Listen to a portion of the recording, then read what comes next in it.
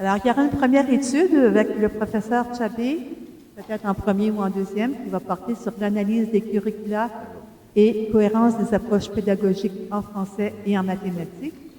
Et une deuxième présentation sur la transition primaire-collège au Bénin, Maroc et Tunisie, état des lieux, comparaison et perspective de l'enseignement de l'arithmétique et de l'abjure, avec le professeur Hassan Squali. Alors, on commence avec le professeur Squali. Vous avez l'honneur de commencer. Alors, vous savez, nous avons un temps de 25 minutes à respecter pour que les personnes ensuite aient 5 minutes pour commenter.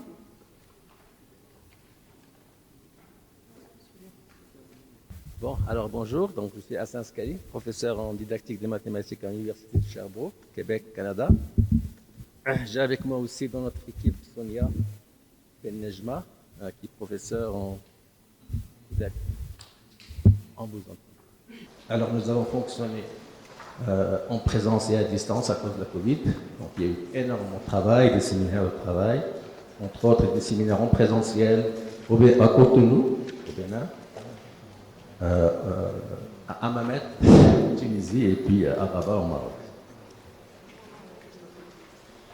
Alors, on s'intéresse donc à la transition entre l'arithmétique du primaire et l'algèbre. Évidemment, nous abordons cette problématique sous l'angle didactique.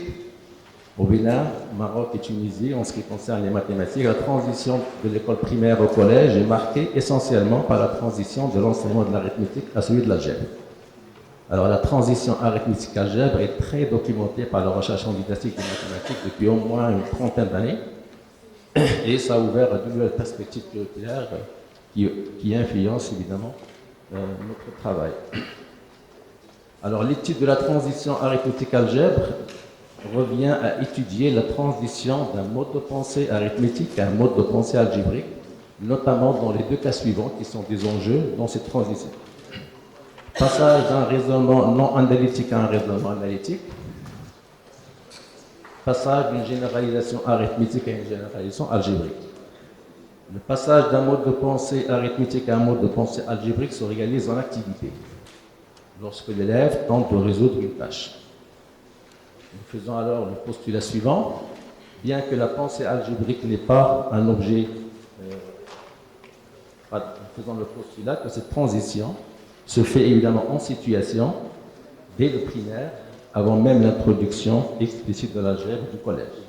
Notre recherche consiste à documenter les opportunités pour développer cette pensée algébrique offerte par les programmes de chacun des pays et les année du primaire et première année du collège. Alors notre postulat de travail, c'est qu'il existe dans les curricula de mathématiques du Bénin, du Maroc et de la Tunisie des opportunités et une potentialité que pourrait, via des pratiques enseignantes adéquates, atténuer les difficultés des élèves dans la transition arithmétique-algèbre.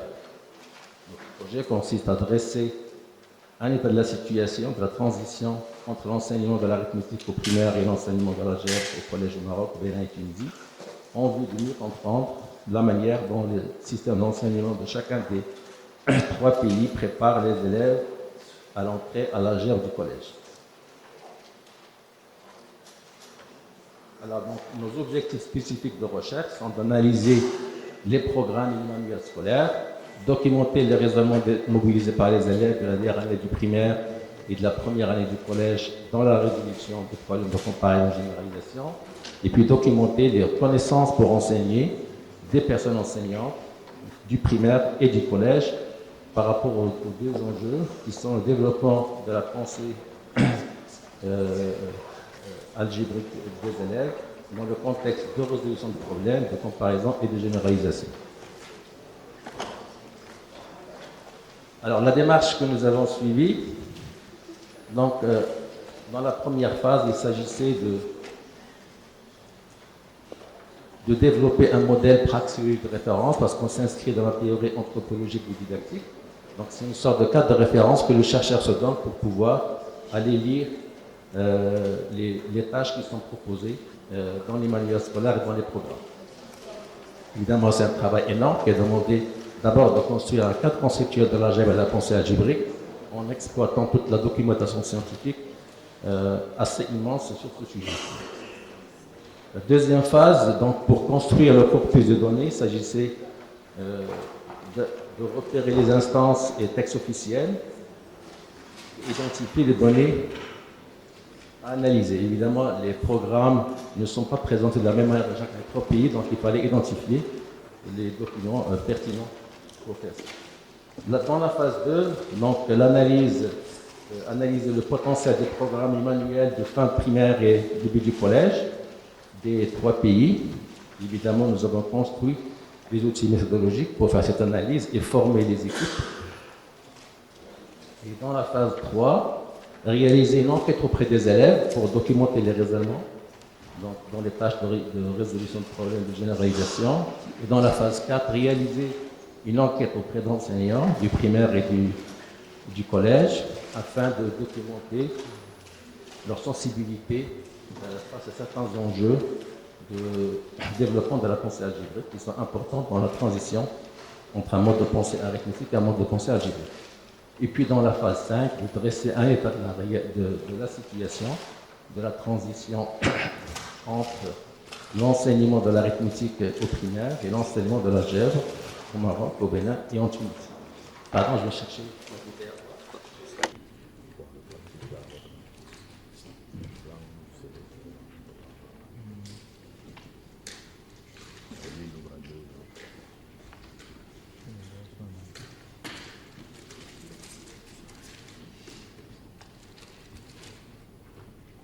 Alors, la réalisation des phases 1, 2 et 3 ont nécessité la conception et la mise en œuvre d'outils méthodologiques. L'enquête sur les élèves et sur les enseignants ont porté sur les 2 composantes essentielles de la pensée algébrique et qui constituent des enjeux dans la transition d'un mode de pensée arithmétique à un mode de pensée algébrique. Autrement dit, l'analycité et la généralisation. Alors, cette étude nous a permis de dresser un portrait de la manière dont chacun des 3 pays assure la transition arithmétique-algèbre. Les programmes des 3 pays accordent une importance très grande dans le cas du Bénin au calcul, aux tâches de calcul, au primaire et au collège. Les tâches de généralisation sont les moins fréquentes dans les programmes du primaire et du collège dans les 3 pays, alors que la généralisation est une voie importante pour l'entrée en algèbre. Les tâches de modélisation sont bien présentes dans les programmes marocains, encore plus dans les programmes tunisiens, et peu fréquentes dans les programmes béninois. Cette forte présence relative semble être motivée par l'importance donnée à la contextualisation par les programmes du Maroc et de la Tunisie et à la résolution de problèmes à contexte. Cependant, le potentiel de développement de la pensée algébrique par le biais des tâches de modélisation ne semble pas être concrétisé.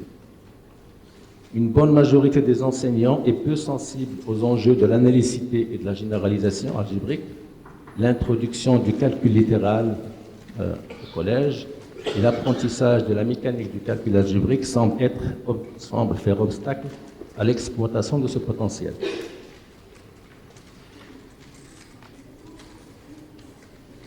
Évidemment, ce sont quelques résultats généraux parce que je ne peux pas rentrer dans le petit détail, les spécificités didactiques, sinon il faudrait un peu plus de temps.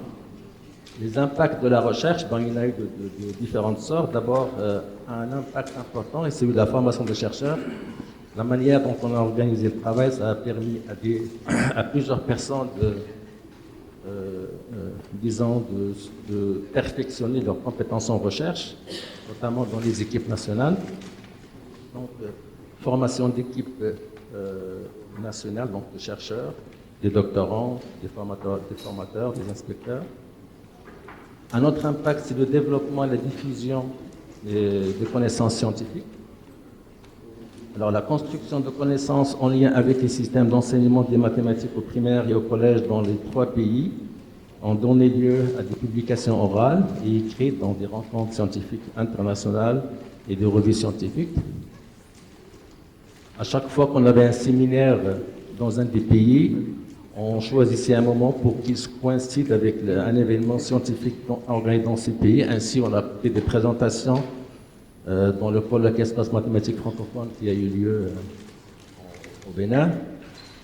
des présentations dans le colloque de l'Association des didacticiens de mathématiques africains qui est en Tunisie. Et puis, nous allons présenter des résultats à un colloque à Rabat, en marge d'une autre rencontre du colloque de Adima. Et évidemment, dans tous ces événements scientifiques, les participants, les membres de notre projet ont fait des présentations. Et évidemment, nous avons des projets d'un livre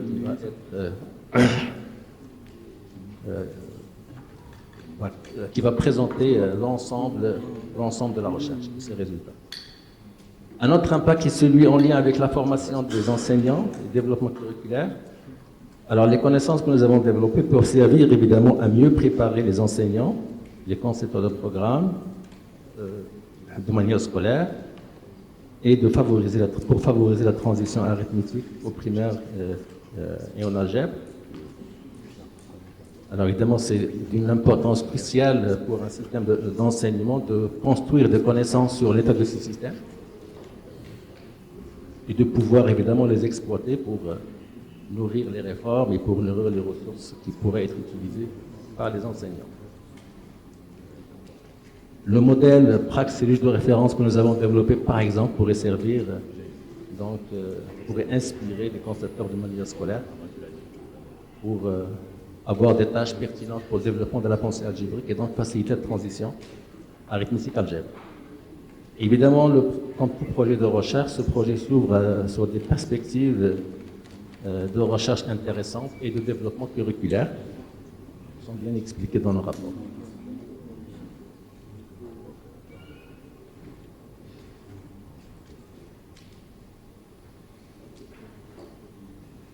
Bon, il fallait qu'on fasse le lien avec les objectifs du développement durable. Donc, il y a plusieurs liens avec le quatrième objectif. Dispenser une éducation de qualité, inclusive et équitable à tous les niveaux. Alors, évidemment, on s'inscrit dans ce sens, puisqu'on est au niveau de l'enseignement fondamental, donc l'enseignement obligatoire, et donc donner l'accès à une éducation de qualité passe par un enseignement de qualité, par des ressources de qualité, et donc notamment par l'amélioration de cette transition entre l'arithmétique et l'algèbre qui favorise la transition primaire-collège. Former des êtres pensants, alors ça c'est vraiment important.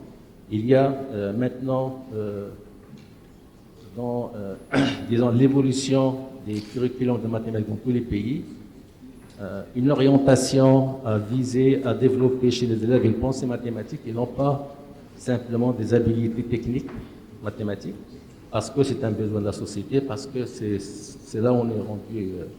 Et donc ça veut dire qu'il faut considérer l'élève non pas comme des automates, avec maths avec M-A-T-H, c'est-à-dire des élèves qui appliquent des algorithmes, et qui ont des habilités de calcul de fois assez poussées, mais des êtres pensants, c'est-à-dire qui ont une pensée mathématique. Alors ça, c'est vraiment important. Et donc, ça ouvre sur un chantier énorme, c'est-à-dire d'essayer d'enrichir les programmes actuels pour aller dans cette vision, ou bien, pour les prochaines réformes, de structurer les curriculums sur des trajectoires coordonnées de développement de différentes formes de la pensée mathématique. Une formation des enseignants de qualité, évidemment, c'est crucial, puisqu'on a beau penser des réformes, tout se passe dans la classe, et donc il faut que les enseignants aient une formation de qualité, à la fois une formation initiale et une formation. Mais en formation initiale, il ne faut pas simplement viser que les enseignants développent des compétences pour enseigner le curriculum existant, mais aussi le curriculum à venir. D'où, par exemple, cette perspective, même si les programmes actuels ne sont pas construits selon cette perspective de développer la pensée mathématique, il faut former les enseignants dans ce sens. Et puis évidemment des ressources de qualité, c'est-à-dire de manière scolaire, et toutes les ressources que pourrait utiliser l'enseignant devrait être de qualité.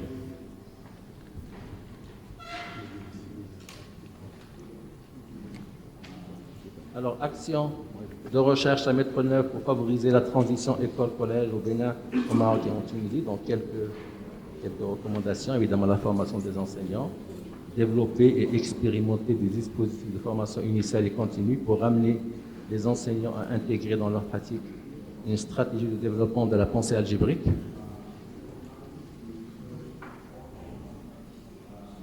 Et puis, évidemment, ça nécessite des recherches de terrain, plus de recherches de terrain, réaliser d'autres recherches sur les programmes, les manuels et les connaissances des élèves, sur les pratiques des enseignants, afin d'enrichir la compréhension de l'état de l'enseignement de l'arithmétique et de l'algèbre. Voilà, j'ai terminé.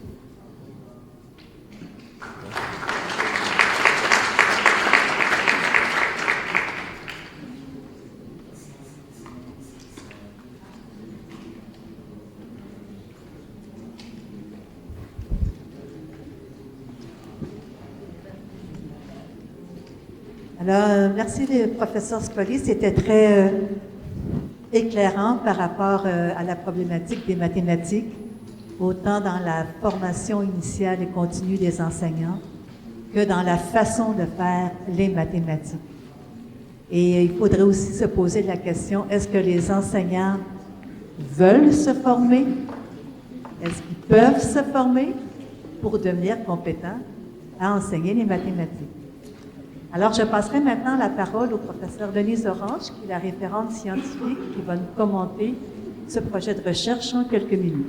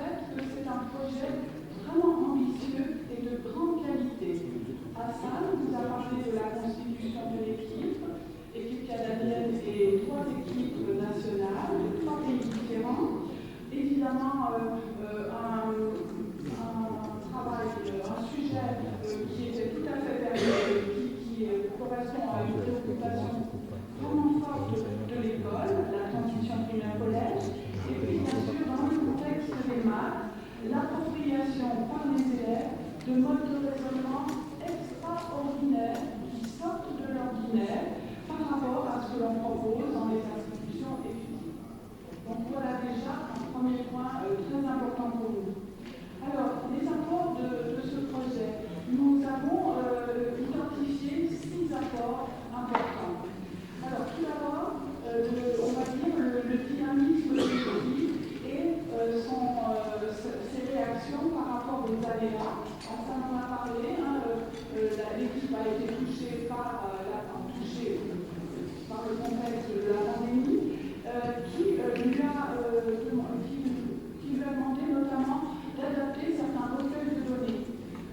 L'équipe n'a pas pu, par exemple, faire des observations de classe, des observations réelles, mais elle est allée vers un travail sur les déclarations des enseignants sur leur pratique.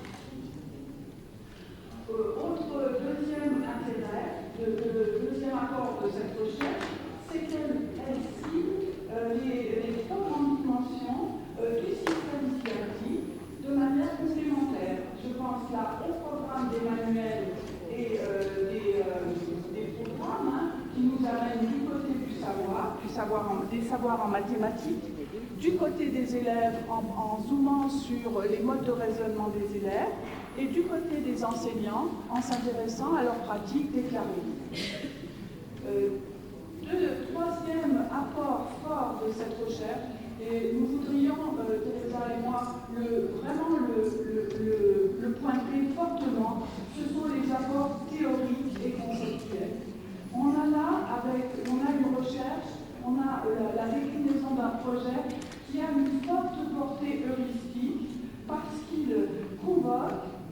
il met en œuvre et il articule 3 cadres théoriques qui sont très costauds.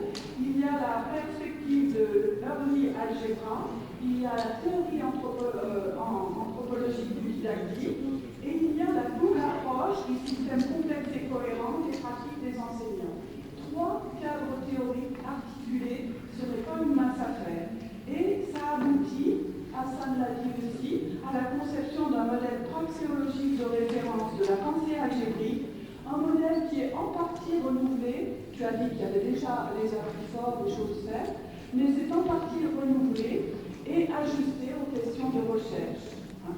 Notons aussi que ce modèle praxéologique est un véritable outil théorique pour l'équipe et qui a permis d'élaborer des outils pour les analyses. Il y a plusieurs grilles d'analyse extrêmement fécondes là, et qui ont découlé de ces apports théoriques et conceptuels. 4e apport, les apports méthodologiques, puisqu'il y a une articulation entre des approches qualitatives et quantitatives dans le choix et l'analyse des données. Alors, ça a été dit tout à l'heure, analyse des programmes et des manuels des 3 pays, enquête auprès des élèves et des enseignants, construction de grilles qui permettent des comparaisons curriculaires, des comparaisons entre les raisonnements des élèves, comparaisons entre les pratiques des enseignants. 5e. Alors, autre point très important, les apports d'un point de vue comparatif. Puisque là, vous avez vu, l'équipe a pu identifier des spécificités et des convergences curriculaires, je n'insiste pas trop, mais par exemple, ça renvoie au type de tâche, des repères pour d'autres didactiques, parce que s'intéresser à l'appropriation par les élèves de raisonnements extraordinaires, eh bien, ce sont des choses que nous questionnons aussi, par exemple, en didactique des sciences. Des apports pour les décideurs, ça a été dit tout à l'heure très bien, des repères pour les changements curriculaires et des repères pour la formation des enseignants et pour les apprentissages des élèves. Je souligne ici qu'il y a eu un gros travail sur les erreurs des élèves. Je ne peux pas tout vous dire, puisque et en conclusion, c'est vraiment, je reviens à ce que nous avons dit au début, je parle aussi au nom de Teresa, c'est que c'est vraiment un projet de grande qualité et l'accompagnement a été très, très, très intéressant pour tout le monde. Voilà. Merci à vous. Merci bien. Nous allons voir maintenant si on peut avoir le professeur Chabé en ligne. Sinon, nous avons le plan B.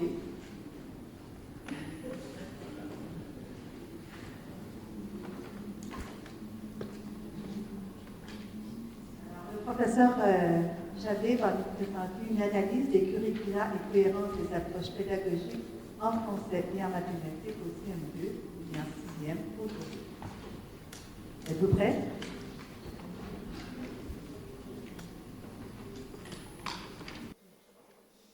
Voilà, donc il s'agit d'une recherche sur l'analyse des curricula et la cohérence des approches pédagogiques en français et en mathématiques au CM2 et en 6e au Togo. Donc c'est dommage que le professeur Chablé n'ait pas pu donc présenter son travail pour justement qu'il puisse donner un peu plus de détails.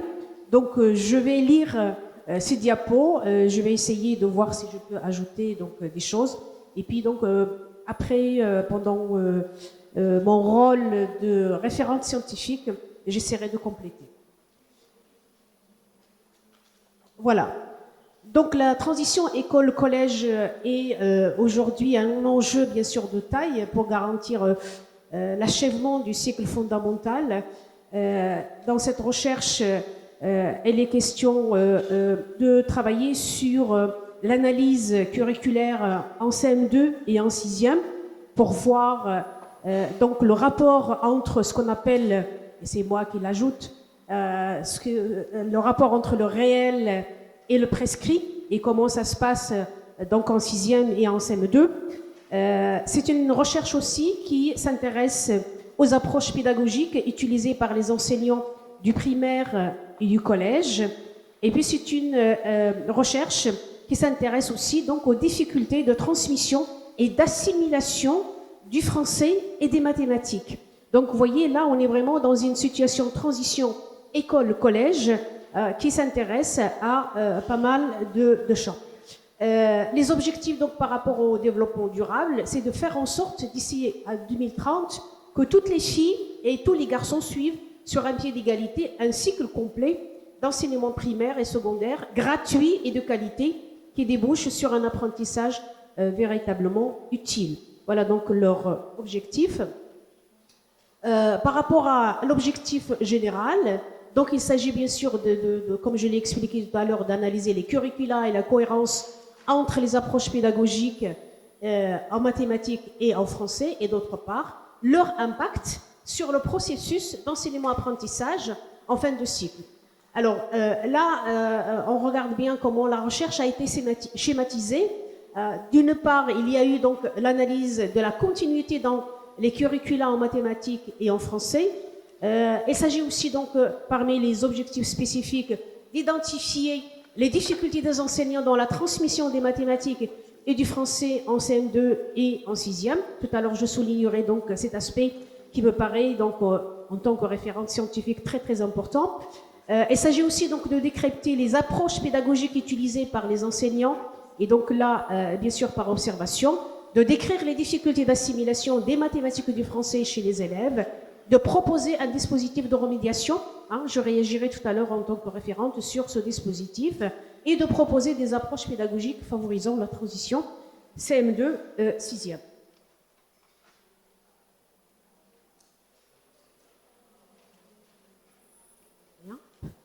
Voilà.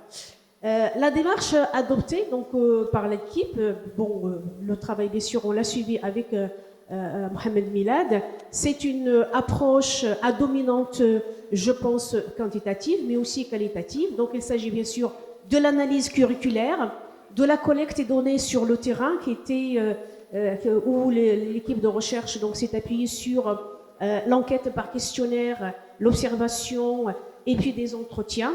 Et en ce qui concerne donc l'analyse, c'était une analyse à la fois par rapport à ce qui se passe sur le terrain, donc en 6e, et puis donc en CM2 et puis en 6e. Et c'est une analyse qui va révéler autre chose dont je parlerai tout à l'heure pendant le rôle de référente scientifique. Et puis donc il y a ce dispositif de remédiation. Je ferai un commentaire tout à l'heure donc par rapport à ça, qui a été mis en place et qui n'était pas prévu au départ. Alors, conclusion de la recherche. C'est donc le dispositif de remédiation, et du coup, on commence par le dispositif de remédiation, donc par rapport à l'impact, évidemment, de cette recherche. Le dispositif de remédiation a été mis en œuvre dans 8 établissements, donc les chercheurs expliquent comment ça a été mis en place, font aussi une comparaison entre les établissements où il y a eu le dispositif et les établissements où il n'y a pas eu ce dispositif de remédiation. Et donc, ils expliquent dans la conclusion que la remédiation permet de corriger les difficultés des apprenants, que les retards et les absences ont été notés chez les élèves faibles durant les séances de remédiation. Donc là aussi, donc, ça symbolise pas mal de choses dans le cadre de la transition CM2 6e. Les pesanteurs culturelles agissent sur l'engagement et le suivi scolaire efficace des parents. Donc là, ils ont aussi, donc, se sont penchés aussi sur la question du rôle des parents dans le suivi de leurs enfants dans le cadre de cette recherche. Et puis, le point 5, la lecture bien maîtrisée permet donc aux apprenants de mieux s'engager dans les autres disciplines. Et ça, évidemment, ça soulève aussi la question dont on a parlé plusieurs fois, dont a parlé aussi Micheline tout à l'heure dans l'introduction, la question de la langue d'enseignement et la maîtrise de la langue d'enseignement. Et là, donc, ils ont pointé, bien sûr, la lecture. Voilà. Alors, l'impact de la recherche, dans ce cadre-là, les chercheurs ont énuméré donc 3 impacts. Les capacités des élèves en lecture ont été renforcées. Et donc là, lorsqu'ils parlent de ça, c'est par rapport au dispositif de remédiation. Donc, ils ont trouvé que c'était vraiment un impact positif. par rapport à leur recherche. Les élèves s'en sortent mieux en lecture. Donc tout à l'heure, je ferai un petit commentaire comment on est parti de la transition école-collège par rapport à l'enseignement des mathématiques et du français. Et on a abouti, en quelque sorte, à une recherche beaucoup plus orientée vers la lecture et la maîtrise de la lecture dans les disciplines scolaires. Et puis l'impact 3, c'est la syllabation est améliorée donc chez plusieurs écoliers. Et du coup, donc, on se retrouve encore dans la lecture donc, par rapport aux impacts. Bon, là, c'est juste un schéma où ils ont fait une comparaison lors de ces dispositifs de remédiation entre ce qu'on appelle donc des établissements avant la remédiation et après la remédiation, ce qui leur a donné évidemment une conclusion qu'ils ont donc fait figurer sous forme d'impact. Alors, action de recherche à mettre en œuvre pour favoriser la transition école-collège au Togo. Et du coup, vous voyez très bien là aussi, et donc là je parle au nom de l'équipe, on est dans étendre la remédiation à tous les niveaux du primaire. Hein, et ça, c'est quelque chose aussi donc, qui a été révélé, qui n'était pas prévu au départ, mais je pense que le professeur Chab peut-être l'expliquera, mais c'était surtout pendant nos échanges et nos discussions. Donc, on est arrivé à cette remédiation donc, qui va devenir un élément important de la recherche, s'assurer de la continuité des disciplines entre le CM2 et la 6e pour une meilleure transition primaire-collège. Et donc là, on est à la fois dans les disciplines, mais aussi dans les contenus d'enseignement. Et bien sûr, tout ça est lié aussi à la langue d'enseignement. Alors, voilà, je pense que j'ai fini. Voilà la présentation de l'équipe.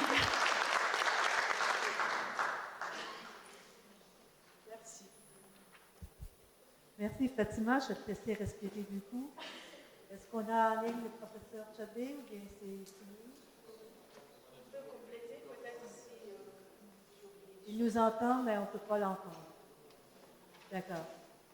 Alors, je vais alors passer la parole au professeur Millette qui va faire... J'espère que je n'ai pas déformé. D'accord. Bien, donc là, je vais prendre ma casquette de référent scientifique pour compléter la présentation qui a été faite. Donc, c'était la présentation de l'équipe. Donc là, c'est en tant que référente scientifique. Donc, ce que je peux dire, que c'est une recherche qui porte sur une problématique pertinente. Alors, moi, je n'utiliserai pas la transition école-collège, mais j'utiliserai la rupture entre la classe de CM2 et la classe de 6e. Entre un modèle qui est basé sur la PPO et un modèle qui est basé sur l'approche par compétence. Donc c'est là où il y a justement cette rupture dans la recherche. La méthodologie donc utilisée est plus quantitative que qualitative. Et puis les chercheurs tentent de comprendre les écarts, c'est pour ça que j'ai parlé de rupture, les écarts entre le curriculum et les pratiques réelles, c'est-à-dire entre le prescrit et le réel.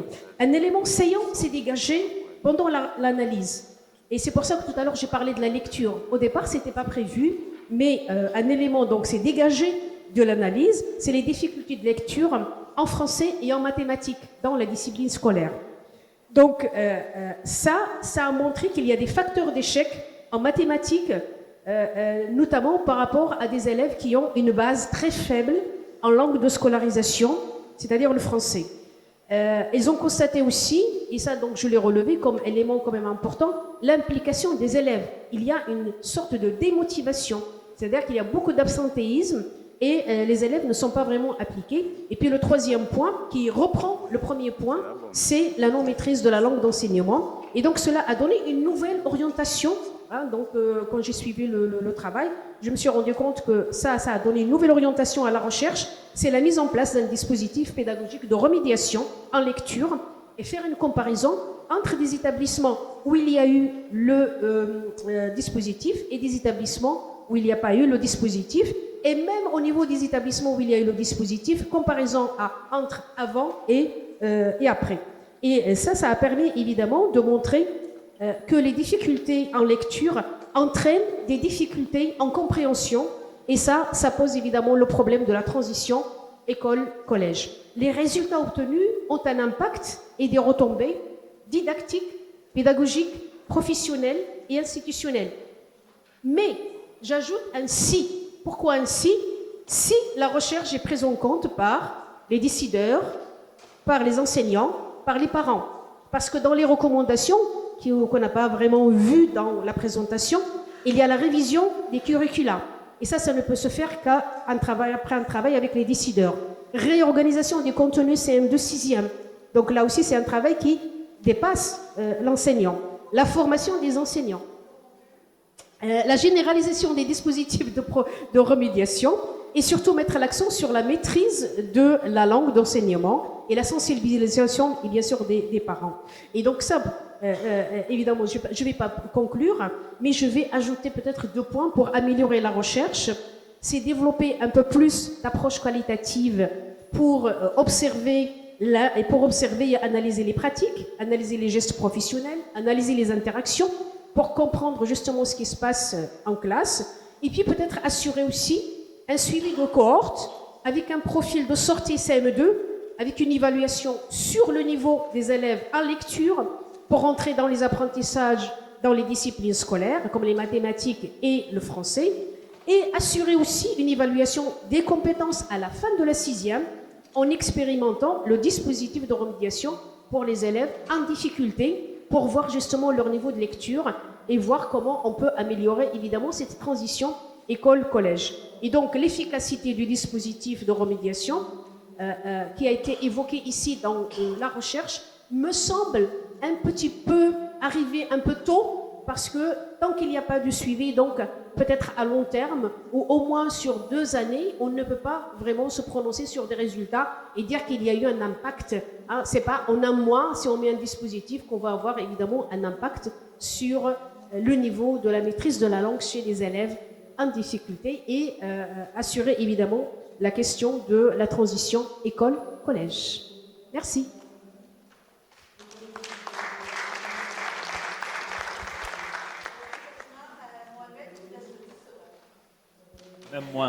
Même moi. Alors j'ai eu le plaisir d'avoir co-accompagné l'équipe du côté du conseil scientifique, et je voudrais souligner les qualités suivantes au plan méthodologique à partir des acquis suivants de cette recherche. D'abord, c'est cette tendance à faire croiser l'aspect didactique, la dimension didactique et la dimension pédagogique.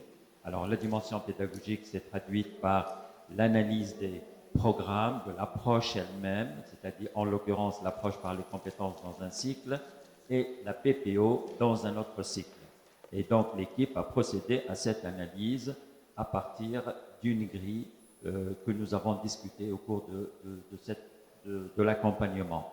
Donc, c'est une bonne articulation. Donc, au niveau didactique, c'est un petit peu ce qui est relatif à la démarche spécifique d'enseignement des mathématiques et de la lecture-écriture.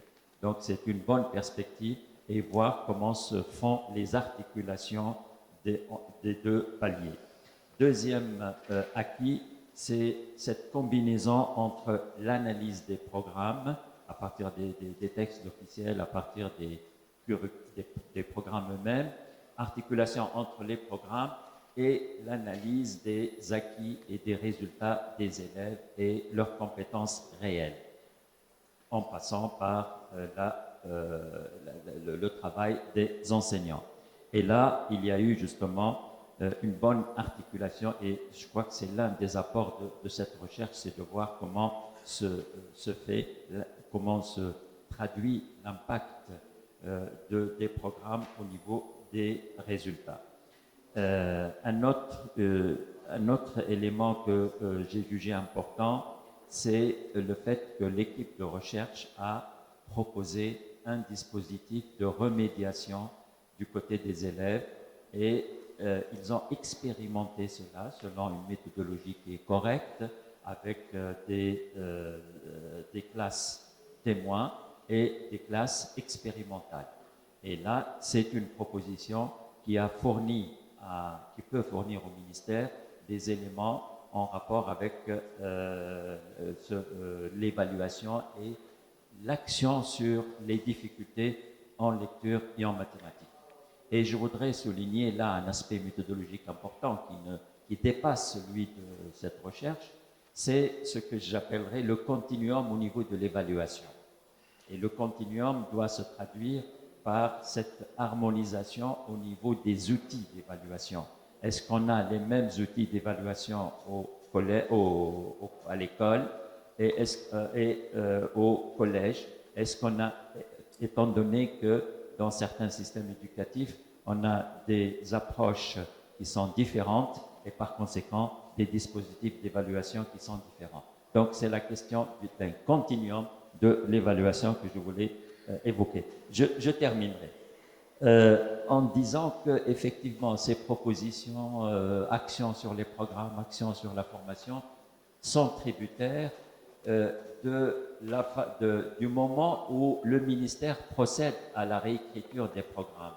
Et donc c'est important de cibler le moment adéquat pour qu'il y ait mise en œuvre justement de cette application. Je terminerai aussi en disant que notre accompagnement, et ça c'est important au niveau méthodologique, a consisté, Fatih et moi, à alimenter l'état de la littérature. Donc ça c'est un premier aspect pour l'équipe. Deuxièmement, à renforcer l'outillage pour l'analyse des programmes scolaires et pour l'analyse et surtout pour l'interprétation des résultats. Et troisième élément qui a fait l'objet aussi de l'accompagnement, c'est comment faire parler ces résultats-là et comment en faire un objet de proposition et de recommandation au niveau du ministère. Je crois que je n'ai pas dépassé les quelques secondes que tu m'as attribuées. Pas du tout, pas du tout. Heureusement que le professeur Chabdi ne pouvait pas se prononcer. Merci, mon Dieu.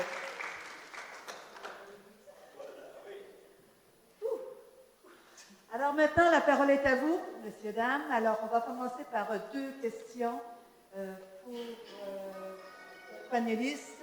Et si on a du temps, on poursuivra par la suite. Alors, est-ce qu'il y a des personnes, oui, en arrière? Alors, n'oubliez pas de vous nommer. Et madame, on va commencer par vous deux. Alors, un homme et une femme, j'aime bien. Allez-y. Je m'appelle Jean-Pierre Adjababiwoli, enseignant de mathématiques secondaires et actuellement inspecteur coordonnateur général chargé des sciences au ministère des enseignements secondaires. Vous comprenez à partir de cette présentation tout l'intérêt que j'accorde aux présentations qui venaient d'être faites. Mais j'ai une question qui me taraude l'esprit.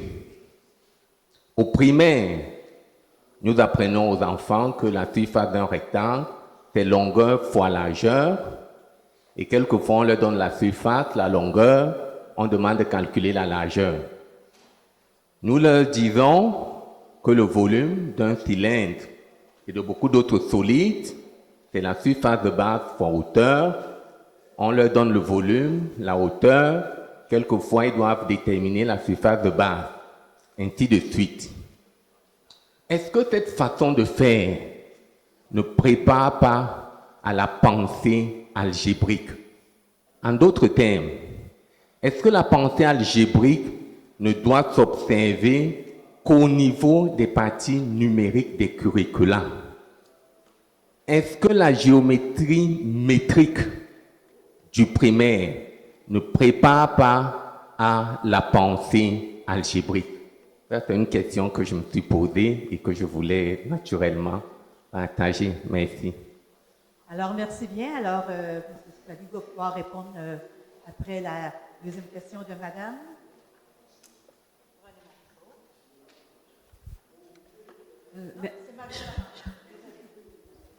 Oui, merci.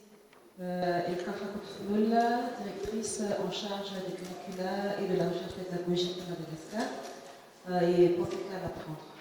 Ma question, c'est par rapport aux deux résultats de recherche qui ont été présentés tout à l'heure. Une réflexion suivant laquelle, par rapport à ce qui a été dit tout à l'heure, que l'un des facteurs d'échec en mathématiques, c'est la mauvaise maîtrise de la langue. Oui. On pourrait considérer ça, Et maintenant, donc, quand on parle de maîtrise de la langue, vous avez aussi dit que c'est surtout par rapport au domaine de la lecture. Mais ma question, si l'élève maîtrise l'écrit, mais a des difficultés dans la lecture, est-ce que les conclusions seront toujours les mêmes par rapport à ses compétences en mathématiques, surtout dans la transition, dans la pensée algébrique, dont on a cité tout à l'heure? Merci. Alors, M. Scully va répondre à la première question. Je pose ma question. On va faire les réponses et après, c'est votre tour.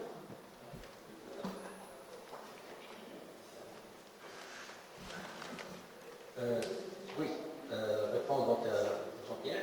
Merci pour votre question, très très pertinente. Alors, évidemment, on peut, d'une manière, disons, très vulgarisée, on peut dire que l'algèbre, c'est la science des opérations. Opérations, en fait, ce type d'opération qu'on nomme en mathématiques, des modes de composition interne ou externe, qui peut être binaire ou binaire. Par contre, un nombre en algèbre, il est non parce qu'il appartient à un système algébrique.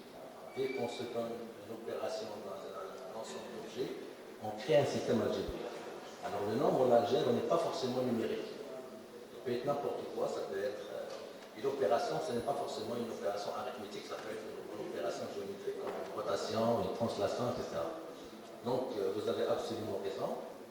Quand on enseigne une mesure, par exemple calcul d'air ou de volume, établir une formule, si on le fait dans une perspective pensée algébrique, c'est de voir une formule comme une règle générale. Et donc, c'est le fruit, c'est le produit d'une généralisation. Et donc, il faut amener les élèves dans une tâche, au lieu de leur donner la règle, de les amener dans une tâche où ils doivent construire cette formule. Donc, établir cette généralisation. Alors, une généralisation, ça commence d'abord par pressentir une régularité, puis la formuler, puis la justifier.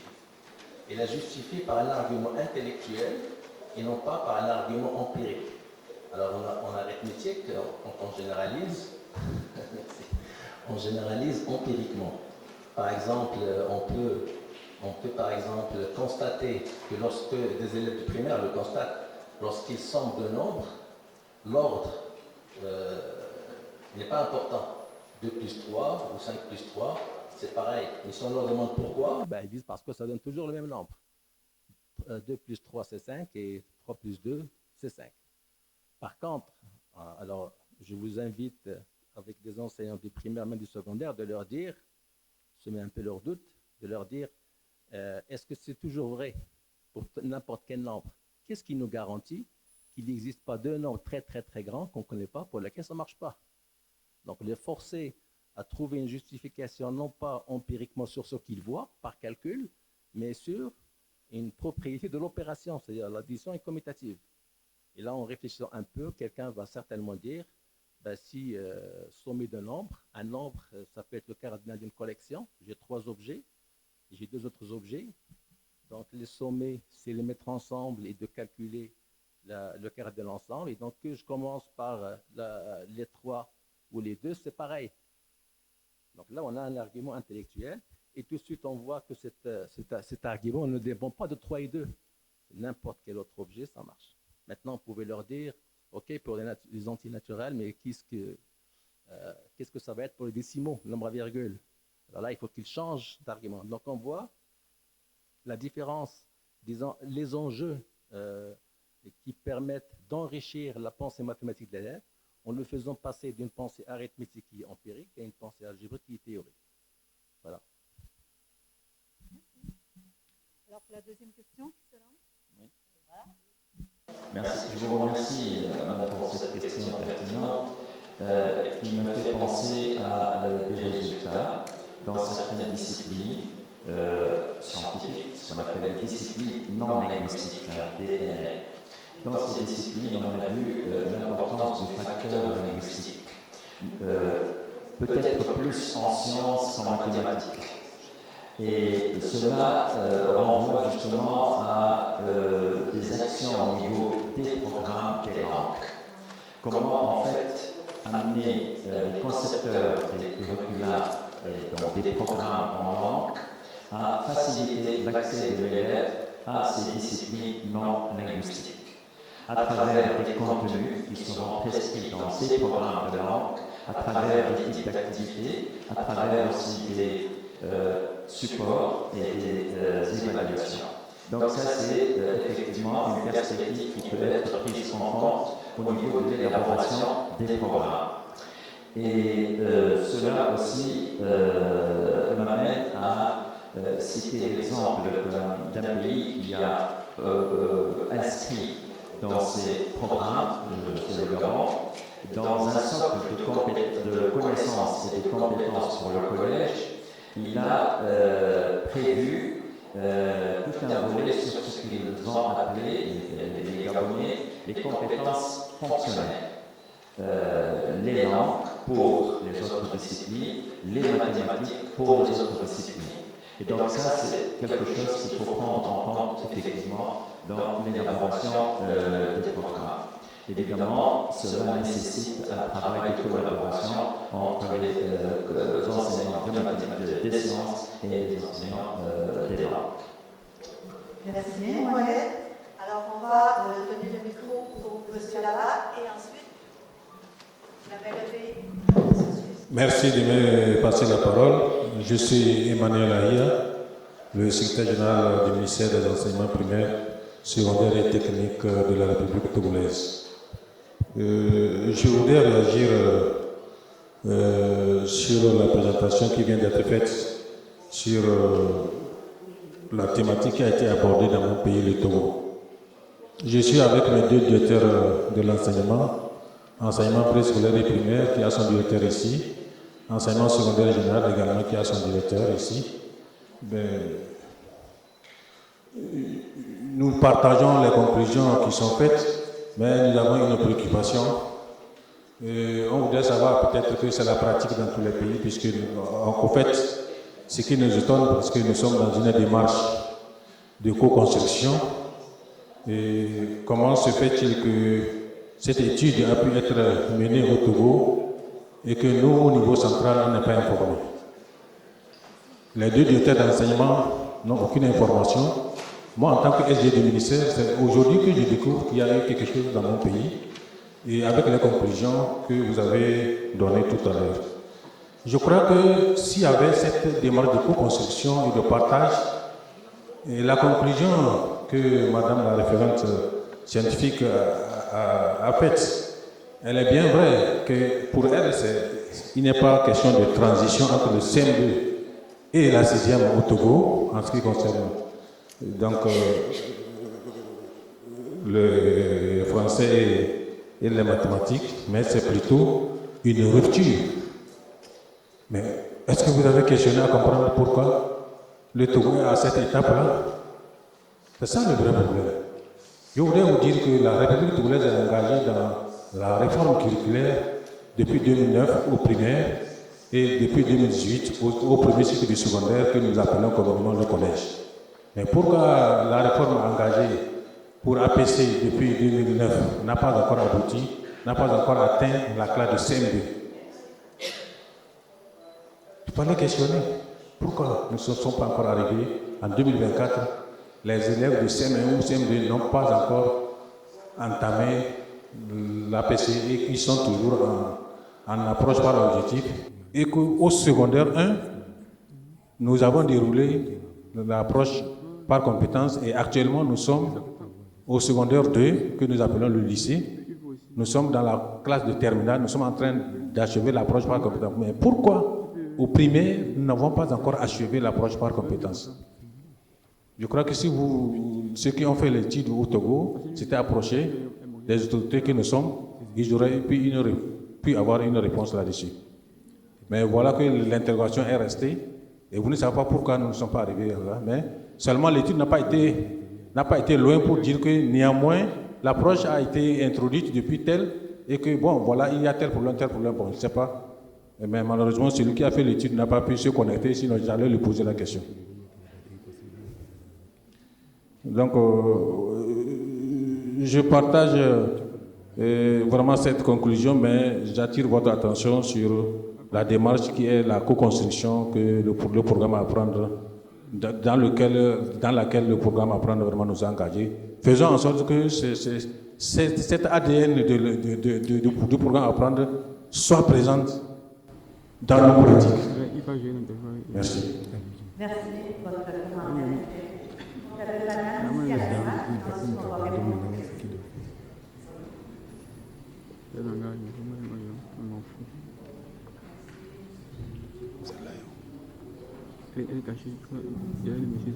Merci de me passer la parole. Je suis Solange Mou, professeure de français lycée collège au Cameroun et fondatrice d'école primaire maternelle à Foumbane depuis 4 ans.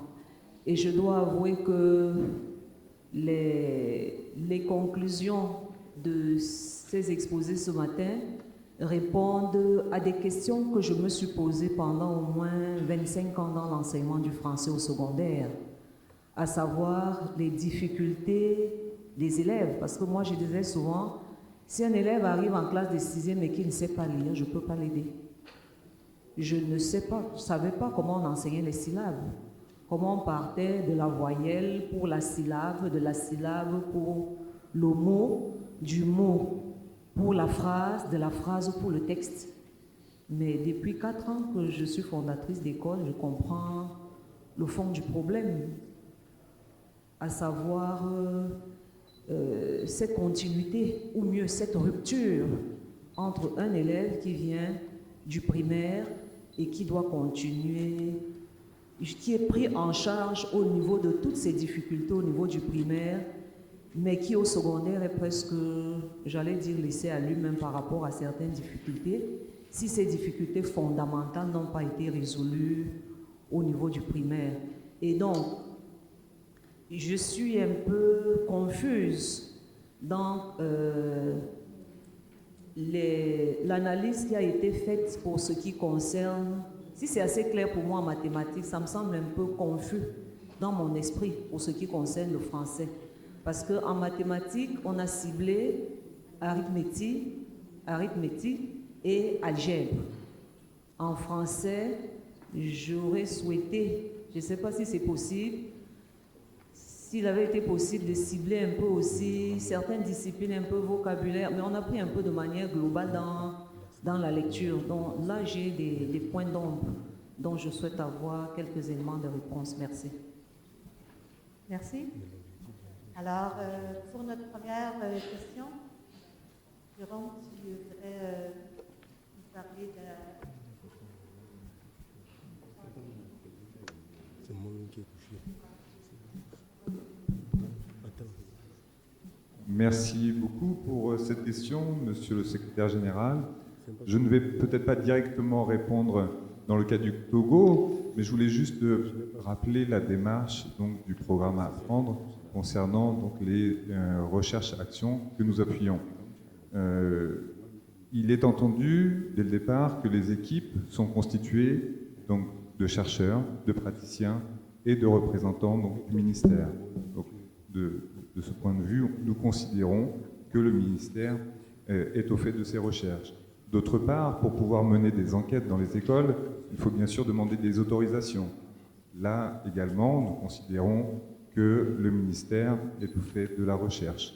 Et ce qui est demandé avant de procéder à une restitution des résultats des recherches au cours d'un séminaire international, c'est qu'il y ait systématiquement une restitution nationale.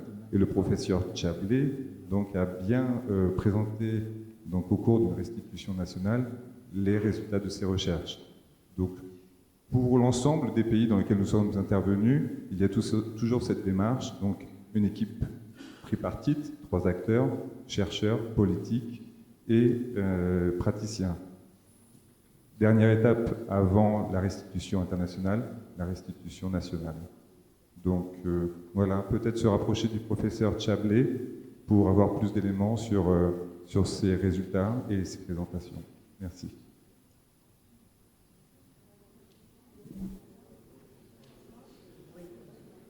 Bon, je vais aller vite.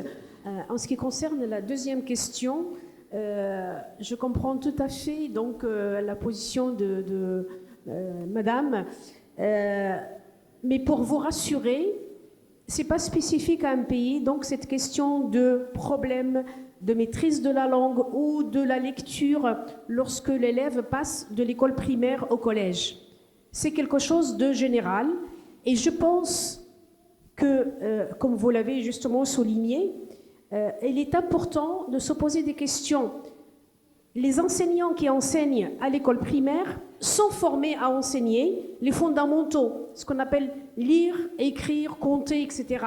Par contre, les enseignants du secondaire, on part du fait que les élèves qu'ils vont recevoir savent déjà lire et écrire. Or, ce n'est pas le cas. Juste pour vous donner peut-être un exemple, en France, chez nous, il y a 25% des élèves qui arrivent au collège sans savoir lire. Et les professeurs de français ne sont pas formés à prendre en charge ces élèves qui sont en difficulté par rapport à la lecture, sachant que la lecture, c'est la clé qui va ouvrir évidemment tous les apprentissages scolaires, que ce soit en français ou dans les disciplines. Quand vous avez un énoncé en mathématiques ou en sciences, on commence par la lecture. C'est très important. Quand on arrive à la résolution d'un problème en mathématiques, on finit par une phrase-réponse et on a besoin de l'écriture. Donc la maîtrise de l'écrit, elle est indispensable pour justement entrer dans les apprentissages. Et pour vous rassurer aussi, je pense que les questions que vous posez depuis 25 ans, je pense que nous aussi on se pose ces questions et c'est justement des équipes de recherche qui pourraient prendre en charge cette question-là.